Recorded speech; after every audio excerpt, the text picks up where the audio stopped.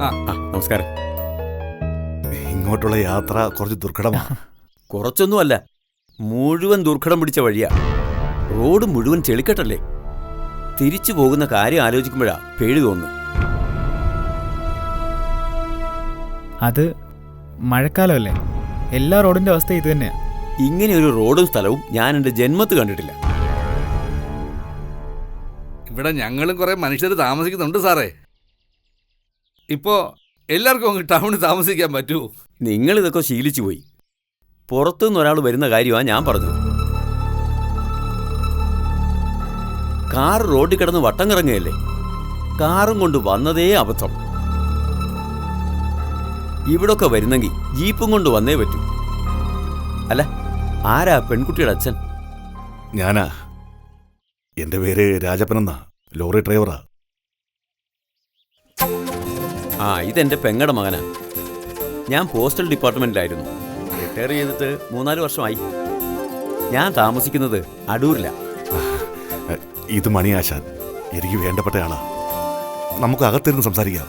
വന്നാട്ടെ. വാ. അവര് തന്നെയല്ലേ? വേറെ ആരെയും നേരത്തെ വരാന്? എത്ര പേരുണ്ട്? പറഞ്ഞ പോലെ 2 പേരേ ഉള്ളൂ. നീ എന്താ വേറൊന്നും ചോദിക്കാത്തെ? ഞാനെന്ത് ചോദിക്കാനാ? പയ്യൻ വെളുത്തിട്ടാണോ കറുത്തിട്ടാണോ സുന്ദരനാണോ എന്നൊക്കെ അറിയണ്ടേ? എന്തായാലെന്താ, അച്ചുവേച്ചിയുടെ സെലക്ഷൻ അല്ലേ? എങ്കിൽ ഞാനൊന്നും പറയുന്നില്ല. ഒരിക്കൽ വഴി വെച്ച് കണ്ടതല്ലേ. എന്നാലും പറയടി, അയാളുടെ മുഖമൊന്നും ഞാൻ ഓർക്കുന്നില്ല. ചെവള രാഘവന്റെ അനിയനെ പോലെ ഉണ്ട്. കണ്ടാലേ പേടിയാവും. നീ ഒന്ന് പോടി. നിന്റെ പഴയ സ്വഭാവം വെച്ച് നല്ല ചേർച്ചയായിരിക്കും. അമ്പിളി, നിന്റെ തമാശ കൂടുന്നുണ്ടേ. ചെവളയുടെ മുമ്പിലേക്ക് അച്ചുവേച്ചിയെ തള്ളിവിടാൻ നിനക്ക് എന്ത് ഉത്സാഹമായിരുന്നു. സന്ദർഭം നോക്കി നീ ഓരോ കണക്ക് തീർക്കുകയാണല്ലേ. ഞാനെങ്കിലും അത് ചെയ്യണ്ടേ? അച്ചുവേച്ചിയുടെ മനസ്സിൽ പോലും അതുണ്ടാവില്ല. അച്ചുവേച്ചി തരുന്ന ഓരോ ഔദാര്യം കൈപ്പറ്റുമ്പോഴും നമ്മൾ അതൊക്കെ ഓർക്കണം.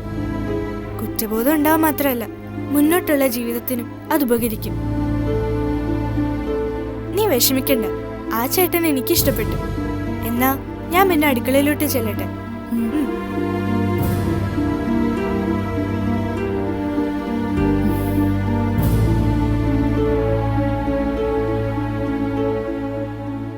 അപ്പൊ നിങ്ങൾ തിരുവനന്തപുരത്ത് നിന്ന് വന്ന് കുടിയേറിയതല്ലേ? കുടിയേറ്റത്തിന്റെ കാലമൊക്കെ കഴിഞ്ഞു സാറേ. ഭൂമിക്ക് ഇവിടൊക്കെ നല്ല വിലയാ. പിന്നെന്തിനാ അവിടെ നിന്ന് ഇങ്ങോട്ട് വന്നത്? ഞങ്ങളവിടെ ഒരു വാടക വീട്ടിലാണ് കഴിഞ്ഞേ. കുറച്ച് കാശ് കയ്യിലൊത്തു വന്നപ്പോൾ ഒരു പരിചയക്കാരനാ ഈ സ്ഥലം പറഞ്ഞത്. അപ്പോ ഈ വീടും പറമ്പും സ്വന്തമാണല്ലേ? അതല്ലേ പറഞ്ഞത്. രാജപ്പന്റെ സ്വന്തക്കാരൊക്കെ തിരുവനന്തപുരത്താണോ? അതെ. പിന്നെ മൂത്ത കുട്ടി നിൽക്കുമ്പോ രണ്ടാമത്തെ കുട്ടിയുടെ കെട്ട് നടത്താൻ വേറെ വല്ല കാരണമുണ്ടോ? ഞാൻ എൻ്റെ മക്കളെ അച്ചടക്കത്തോടുകൂടിയാണ് വളർത്തിയത്. ചീത്തപ്പേരും അവരിതുവരെ കേൾപ്പിച്ചിട്ടില്ല. ഞാൻ അങ്ങനെ ഒരു അർത്ഥം വെച്ചല്ല പറഞ്ഞത്. എന്തർത്ഥം വെച്ചാ പറഞ്ഞതെങ്കിലും എനിക്കത് പറയാതിരിക്കാൻ പറ്റില്ല. മൂത്ത മോള് നിൽക്കുമ്പോൾ ഇളയവളുടെ കെട്ട് നടത്തിയാൽ നാട്ടുകാർ ചോദിച്ചെന്ന് വരും. അനിയത്തിന്റെ വിവാഹം നടത്തണമെന്ന് തീരുമാനിച്ചത് അർച്ചനയാ. വിഷ്ണുവിനെ കണ്ടപ്പോൾ അവൾക്ക് താല്പര്യം തോന്നി. ഇവിടെ വന്ന് പറഞ്ഞപ്പോ നിന്റെ കാര്യം നടക്കട്ടെ എന്ന് ഞാൻ പറഞ്ഞതാ. ഇനിയും 1-2 വർഷം കഴിഞ്ഞ് അവൾക്ക് ജോലി സ്ഥിരപ്പെടൂ. അത് കഴിഞ്ഞു മതി വിവാഹം നിലപാടാ അവൾക്ക്. എല്ലാ കാര്യങ്ങളും അർച്ചനേച്ചിനോട് പറഞ്ഞിട്ടുണ്ട്. ഇനി അതേപ്പറ്റി ഒരു സംസാരം വേണ്ട. സംസാരം ഒന്നും വേണമെങ്കിൽ നീ എന്തിനാടാ എന്നെ ഈ മലയിലേക്ക് കൊണ്ടുവന്ന്? വെറുതെ അതും ഇത് പറഞ്ഞിരിക്കാതെ രായപ്പാ, മോളെ വിളിക്കേ. ശ്യാമളെ.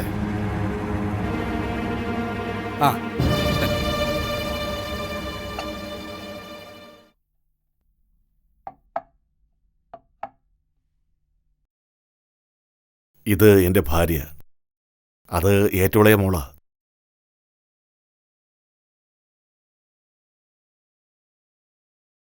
ശ്യാമളെ, മോളെ വിളിക്ക്. രേവതി.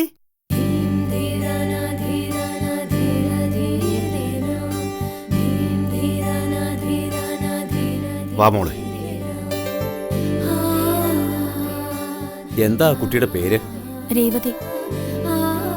ഇവനാ പയ്യൻ വിഷ്ണു.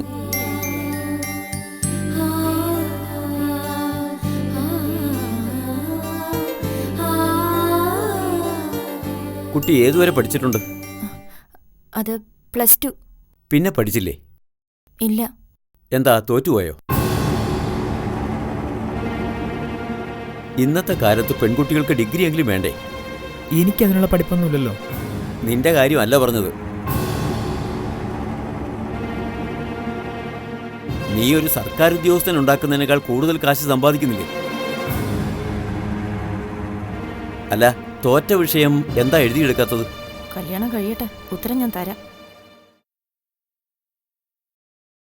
ആ, ഇവർക്ക് തമ്മിൽ എന്തെങ്കിലും സംസാരിക്കാൻ കാണുമല്ലോ. മോളെ, വിഷ്ണു കൂടെ മുറ്റത്തോട്ട് ചെന്നാട്ടെ. ആ, ചായയോടെ വെച്ചേക്ക്, പോയി സംസാരിക്കേ.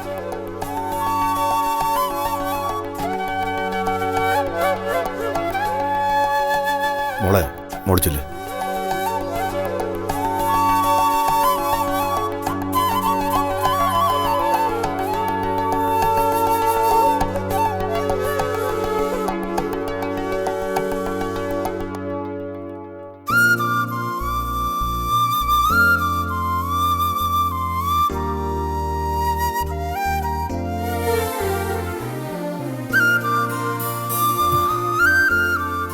നമ്മളൊരിക്കൽ കണ്ടിട്ടുണ്ട്. രേവതിക്ക് ഓർമ്മയുണ്ടോ? അച്ചുവേച്ചി പറഞ്ഞിരുന്നു. അച്ചുവേച്ചി എന്നാണോ അർച്ചനേച്ചി നിങ്ങൾ വിളിക്കുന്നത്? അമ്പിളിയെ അങ്ങനെ വിളിച്ചു തുടങ്ങിയത്. പിന്നെ ഞാനും വിളിച്ചു. എനിക്ക് പഠിപ്പൊക്കെ കുറവാ. ചേച്ചി അത് പറഞ്ഞതല്ലേ? അമ്മാവൻ്റെ സംസാരമൊക്കെ രേവതി വിട്ടേക്ക്. ഒരു ചടങ്ങൊക്കെ ആകുമ്പോൾ കാരണവരെ കൊണ്ടിരുത്താതെ പറ്റുമോ? അവർ വലിയ ബ്രേക്കില്ലാതെ ഓരോന്ന് പറയും.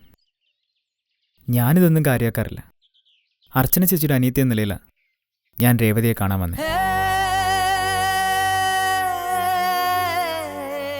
ഭർത്താവിനെപ്പറ്റി രേവതിക്ക് എന്തെങ്കിലും കൺസെപ്റ്റ് ഉണ്ടോ എന്ന് എനിക്കറിയില്ല. പക്ഷേ ഭാര്യയെപ്പറ്റി എനിക്ക് ചില കൺസെപ്റ്റ് ഉണ്ട്. എന്തും തുറന്നടിച്ച് പറയുന്നൊരു സ്വഭാവമാണ് എൻ്റേത്. അത് പറയുന്ന നേരത്ത് മാത്രമേ ഉള്ളൂ. മനസ്സിൽ വെച്ച് പെരുമാറാനൊന്നും എനിക്കറിയില്ല. പിന്നെ എൻ്റെ അമ്മ രോഗാവസ്ഥയിലാണെന്ന് രേവതിക്കറിയാലോ. ചേച്ചി പറഞ്ഞു. അമ്മയുടെ 2 കിഡ്നികളും കംപ്ലൈൻറ്റ്. വലിയ കാലമൊന്നും അമ്മ കൂടാണ്ടാവില്ലെന്ന് എനിക്കറിയാം. ഒരുപാട് കഷ്ടപ്പാട് സഹിച്ച അമ്മ എന്നെ വളർത്തിയത്. 100 ജന്മം അമ്മയ്ക്ക് വേണ്ടി ജീവിച്ചാലും ആ കടപ്പാട് തീരില്ല. പറഞ്ഞു വരുന്നത് എന്താന്ന് വെച്ചാൽ, എനിക്ക് എന്നേക്കാൾ വലുത് എൻ്റെ അമ്മയാണ്. അതിൽ കൂടുതലായി ഒന്നും പറയണ്ടല്ലോ. എന്നുവെച്ച് അമ്മയുടെ വാക്ക് മാത്രം കേട്ട് ജീവിക്കുന്ന ഒരാളല്ല ഞാൻ. എൻ്റെ അമ്മയെ, സ്വന്തം അമ്മയെ കാണുന്നൊരു പെണ്ണിനെയാണ് എനിക്ക് വേണ്ടത്. രേവതിക്ക് അതിനെന്തെങ്കിലും ബുദ്ധിമുട്ടുണ്ടെങ്കിൽ ഇപ്പോഴേ പിന്മാറുന്ന നല്ലത്. ഒടുവിൽ നമ്മൾ തമ്മിൽ പിണക്കവും. ആലോചിച്ച് വേണം രേവതി ഒരു തീരുമാനമെടുക്കാൻ. ചക്രം പോലെയാ ജീവിതം. വയസ്സായവർക്ക് നമ്മളിപ്പോൾ കൊടുക്കുന്ന സ്നേഹം നമ്മൾ പ്രായമാകുമ്പോൾ നമ്മുടെ മക്കളെ തിരിച്ചു തരും. സുഖവും സന്തോഷമുള്ള ഇപ്പോഴത്തെ ജീവിതത്തിനിടയിൽ അവർക്ക് കൊടുക്കുന്ന ഒരല്പസമയം മരിക്കാറാവുമ്പോൾ നമുക്ക് കിട്ടുന്ന ഡെപ്പോസിറ്റും പലിശയുക. എന്താ ചിരിച്ചത്? ഇങ്ങനെയൊക്കെ കേട്ടാ പിന്നെ ചിരിക്കാതിരിക്കോ? തമാശയായിട്ടാണോ കേട്ടത്? അയ്യോ, ഒരിക്കലും അല്ല. വലിയ സത്യമാണ് പറഞ്ഞത്. പിന്നെ തന്നെപ്പറ്റി ഭയങ്കര അഭിപ്രായമാണ് അർച്ചനേച്ചിക്ക്. ഒരു തൊഴിലറിയാവുന്നുണ്ട് എവിടെ ചെന്നാലും ജീവിക്കാനുള്ള പ്രാപ്തിയുണ്ടെന്ന് എനിക്കറിയാം. പിന്നെ തുറന്നു പറയാമല്ലോ, എനിക്ക് രേവതി ഇഷ്ടമായി. താനും ചിന്തിച്ചു നോക്ക്. സമ്മതമെങ്കിൽ എൻ്റെ കൂടെ വാ. മരണം വരെ തൻ്റെ കൂടെ ഞാനുണ്ടാവും. എന്നാ താൻ ചെല്ലേ.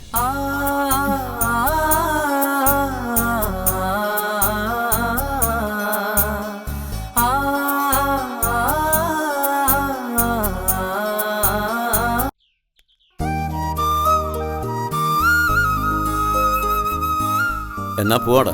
ആ, ഞങ്ങൾ വീട്ടിൽ ചെന്ന് പെങ്ങളുമായി കൂടി ആലോചിച്ച് വിവരം എന്താന്ന് വെച്ചാൽ അറിയിക്കാം. അങ്ങനെ ആയിക്കോട്ടെ. നാളും പൊരുത്തം നോക്കിയിട്ട് കാര്യമില്ല. ഗ്രഹനിലയൊക്കെ വിശദമായിട്ട് നോക്കണം. എന്ത് വേണമെങ്കിലും ആവാം. ശരി, എന്നാ പിന്നെ ഇറങ്ങട്ടെ. എന്നാ ഇറങ്ങട്ടെ. ആ, ശരി. വീണ്ടും കാണാം. ആ. മോൻ ചെല്ലേ.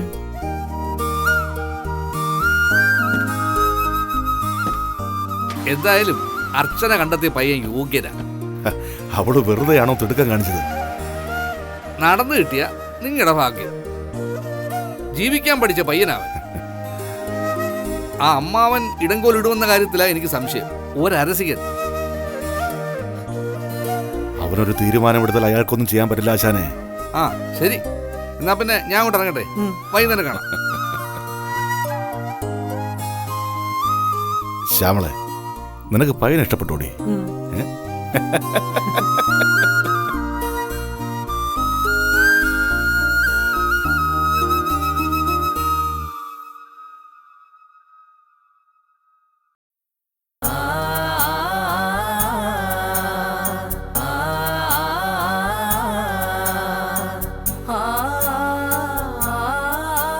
ഇപ്പൊ അർച്ചനെ വിളിക്കൊന്നും വേണ്ട. ജോലി തിരക്കിനിടെ ഫോൺ ചെയ്താ സംസാരിക്കാനൊന്നും പറ്റില്ല. എന്തൊക്കെയാ ചോദിച്ചത്? ഞാൻ ജനലിലൂടെ നോക്കി. നീ നിന്ന് ചിരിക്കുന്ന നാണിക്കുന്ന കണ്ടു. ഓ പിന്നെ ആ, അർച്ചനയുടെ കാര്യമെല്ലാം ചോദിച്ചോ മോളെ? അച്ചുവേച്ചിയുടെ അനിയത്തി ആയതുകൊണ്ടാ പെണ്ണ് കാണാൻ വന്നതെന്ന് പറഞ്ഞു. അത് നമുക്കും അറിയില്ലേ. അമ്മയുടെ കാര്യമാ പറഞ്ഞത്. അമ്മയെ നോക്കാൻ പറ്റില്ലെങ്കിൽ പിന്മാറിക്കൊള്ളാൻ. അതൊക്കെയാ ബന്ധമെന്ന് പറയുന്നത്. നമുക്കൊരാപത്ത് വന്നാൽ അവനായിരിക്കും മുന്നിൽ നിൽക്കുന്നത്. വിവരം അറിയിക്കാന്ന് പറഞ്ഞിട്ടല്ലേ അവന്റെ അമ്മാവൻ പോയത്. ആ, അയാൾക്ക് ഈ ബന്ധത്തിൽ ഒട്ടും താല്പര്യമില്ല. മുഖവും സംസാരമൊക്കെ അതാ പറയുന്നത്. നമ്മൾ മോഹിച്ചതൊന്നുമില്ല. അർച്ചന പറഞ്ഞു ഒരു കൂട്ടർ വന്ന് അവളെ കണ്ടിട്ട് പോയി. അങ്ങനെ കരുതിയാ മതി. അങ്ങനൊന്നുമല്ല അച്ഛാ. ആ ചേട്ടന് വലിയ താല്പര്യമുണ്ടെന്ന് അച്ചുവേച്ചി പറഞ്ഞതാ. അമ്മാവൻ പറയുന്നൊന്നും ആ ചേട്ടൻ കേൾക്കാനും പോകുന്നില്ല. പിന്നെ സംസാരത്തിൽ അവന് താല്പര്യം ഉണ്ടോടി മോളെ? അമ്പിളി പറഞ്ഞത് തന്നെ എന്നോടും പറഞ്ഞത്. അമ്മാവന്റെ വാക്കിന് വില കൊടുക്കണ്ടെന്നും പറഞ്ഞു. തീരുമാനം എന്നോടെടുക്കാൻ പറഞ്ഞു.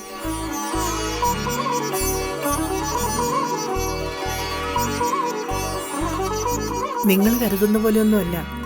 അവനെ എല്ലാം ഉറപ്പിച്ചിട്ടാ വന്നേ. രേവതിയെ മുമ്പ് കണ്ടിട്ടുമുണ്ട്. അങ്ങോട്ട് ചെല്ലാനായിരിക്കും ഇനി വിളി വരുന്നത്. ആ, നല്ല കച്ചവടമുള്ള 2 കടകളും 2 ഓട്ടോയും അവനുണ്ട്. തെറ്റില്ലാത്തൊരു വീടും. എന്ത് കണ്ടിട്ടാ അർച്ചന ഇതിന് ഇറങ്ങി പുറപ്പെട്ടത് എനിക്കറിയില്ല. ചോദിച്ചിട്ട് അവളൊന്നും പറയുന്നുമില്ലല്ലോ. നല്ല പയ്യന, വേറൊരു ബാധ്യത അവനില്ല. എന്തായാലും ഈ ബന്ധം വിട്ടുകളയാൻ പറ്റത്തില്ല. വീടും പറമ്പും പണയപ്പെടുത്തിയിട്ടാണെങ്കിലും നമുക്ക് ഈ കല്യാണം നടത്തണം.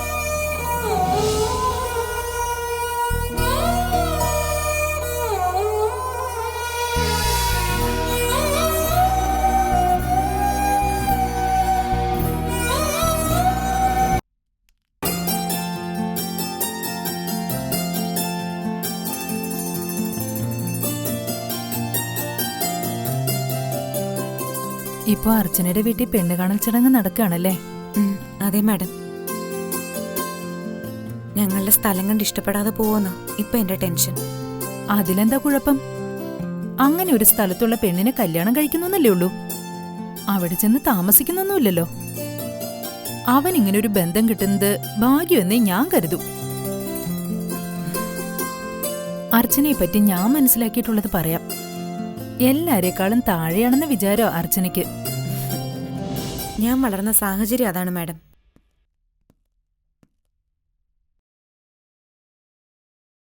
വിഷ്ണുവിനെപ്പറ്റി രാജീവൻ സാർ അന്വേഷിച്ചപ്പോൾ അത് അർച്ചന മാഡത്തിന്റെ അനിയത്തിക്കാണെന്ന് ഞാൻ കരുതിയില്ല. ഇത് ഞാൻ വിനോദിനോട് പറഞ്ഞതല്ല, വിഷ്ണുവാ പറഞ്ഞത്. ഇനി അത് ഒളിച്ചു വെക്കേണ്ട കാര്യമൊന്നുമില്ല വിനോദേ. രാവിലെ അമ്മാവനെയും കൊണ്ട് പെണ്ണ് കാണാൻ പോകുന്ന വിഷ്ണു പറഞ്ഞിരുന്നു. അവനെപ്പറ്റി അന്വേഷിച്ച കാര്യമൊന്നും വിനോദ് പറഞ്ഞേക്കരുത് കേട്ടോ. അതെനിക്കറിയില്ലേ മാഡം, ഞാൻ പറയില്ല. അവനെ അറിഞ്ഞാലെന്താ? ഒരു പെൺകുട്ടിയെ പിടിച്ചു കൊടുക്കുമ്പോ അന്വേഷിക്കേണ്ടതല്ലേ? വിവാഹം നടക്കുമെന്ന് തന്നെ കരുതാം, അല്ലേ അർച്ചനെ? അവൻ എന്ത് പറയുമെന്ന് അറിയണം. അവന്റെ അമ്മാവന് ഇടങ്കോലിടാതിരുന്നാ മതി. അയാളൊരു പാഷാണാണ്. കാരണവന്മാരുടെ റോളൊക്കെ പഴയ കാലത്തല്ലേ?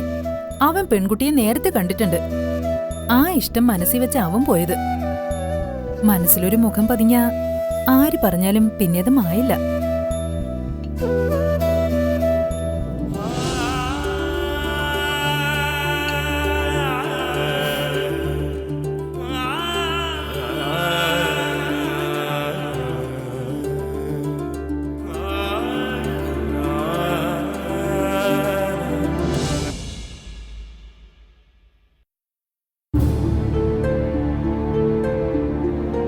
ചെറുക്കന്റെ താളത്തിനൊത്ത് പത്മാവതി തുള്ളരുത്. എന്ത് കണ്ടിട്ടാ അവൻ ഇതിന് ചാടി പുറപ്പെട്ടതെന്ന് എനിക്കറിയില്ല. മനുഷ്യന് ചെന്നെത്താൻ പറ്റാത്തൊരു സ്ഥലം. പത്മാവതി, അവനെ പറഞ്ഞ് മനസ്സിലാക്ക്, നമുക്ക് ഈ ബന്ധം വേണ്ട. അവനൊരു പെൺകുട്ടിയെ വീട്ടിൽ കൊണ്ടുവന്നിട്ട് എനിക്ക് കണ്ണടയ്ക്കാൻ പറ്റുമെന്ന് കരുതിയതല്ല. അവൻ അവളെ ഇഷ്ടമായ സ്ഥിതിക്ക് നമുക്ക് ഈ കല്യാണം നടത്തി കൊടുക്കാം. എത്ര നല്ല ആലോചനകൾ ഞാനവന് കൊണ്ടുവന്നതാ. എവിടെ ചെന്നാലും അവന് പെണ്ണിനെ പിടിക്കില്ല. ഒടുവിൽ നടന്ന് നടന്ന് കണ്ടെത്തിയ സ്ഥലം കൊള്ളാം. 3 പെമ്മക്കളാ രാജപ്പന്. മറ്റ് 2 ബാധ്യത കൂടി ഇനി മോൻ ഏറ്റെടുക്കാം. അർച്ചനയാ കുടുംബം നോക്കുന്നത്. എന്തായാലും അവളുടെ ബാധ്യതയൊന്നും ഏറ്റെടുക്കേണ്ട കാര്യം വിഷ്ണുവിനില്ല. പിന്നെയുള്ളത് ഒരിളയ പെങ്കൊച്ച. അതിന് കെട്ടുപ്രായം പോലും ആയിട്ടില്ല. എന്തായാലും മരുമകളുടെ വീട് പോയി കാണാനുള്ള ഭാഗ്യം പത്മാവതിക്കുണ്ടാവില്ല. ഇരുന്നിരുന്ന് കിട്ടിയ ബന്ധം കൊള്ളാം. നല്ലൊരു പയ്യനെ കണ്ടപ്പോ ചേച്ചി അനിയത്തിക്ക് വേണ്ടി വരവീശി പിടിച്ചു. അവൾ ഉദ്യോഗസ്ഥയായതുകൊണ്ട് അവൻ എന്ത് നേട്ടം ഉണ്ടാകാൻ പോന്നു? സ്ത്രീധനം പോലും ചോദിക്കാതെയാ ഈ കല്യാണം നടക്കാൻ പോകുന്നത്. അർച്ചന അവന്റെ വായടപ്പിച്ച ലക്ഷണമാണ്. എനിക്ക് തോന്നുന്നത് ഏറിയ ഒരു 10 പവന്റെ പൊന്നിടും. അത് തന്നെ കിട്ടുമോന്ന് കണ്ടറിയണം. ആകെ ഉള്ളത് ആ മലയിൽ 12 സെന്റ് ഭൂമിയാണ്. അതിൽ ഒരു തരി മണ്ണ് പോലും എവന് കിട്ടുമെന്ന് പ്രതീക്ഷിക്കണ്ട. ഇനി അതൊന്നും പറഞ്ഞിട്ട് കാര്യമില്ലേട്ടാ. അവന് വിധിച്ച പെണ്ണവളാ. ചേട്ടൻ മുൻകൈയെടുത്ത് ആ ചടങ്ങ് നടത്തണം. പറഞ്ഞാ മനസ്സിലാവില്ലല്ലോ. ആ, നിന്റെ കല്യാണക്കാരിയാ ഞങ്ങൾ പറഞ്ഞുകൊണ്ടിരുന്നത്. ശരിക്കും ആലോചിച്ച് എന്താ തീരുമാനം എന്ന് വെച്ചാൽ എന്നെ അറിയിക്കും. ഞാൻ ഇറങ്ങാം. നിന്റെ അമ്മാവന് ഈ ബന്ധത്തിന് തീരെ താല്പര്യമില്ല മോനെ. അതെനിക്ക് മനസ്സിലായി. അമ്മയ്ക്കും താല്പര്യമില്ലെങ്കിൽ ഇതങ്ങ് വിട്ടേക്കാം. പക്ഷേ ബിന്ദുവിനെ എൻ്റെ തലയിൽ കെട്ടിയേക്കുന്ന ആഗ്രഹം നടക്കില്ലെന്ന് അമ്മാവനോട് അമ്മ ഒന്ന് പറഞ്ഞേക്ക്. നിന്റെ അമ്മാവൻ പറയുന്നത് കാര്യാക്കണ്ട മോനെ. എത്രയും പെട്ടെന്ന് അവരോട് ഇങ്ങോട്ട് വരാൻ പറ. നമുക്ക് ഈ കല്യാണം നടത്തണം.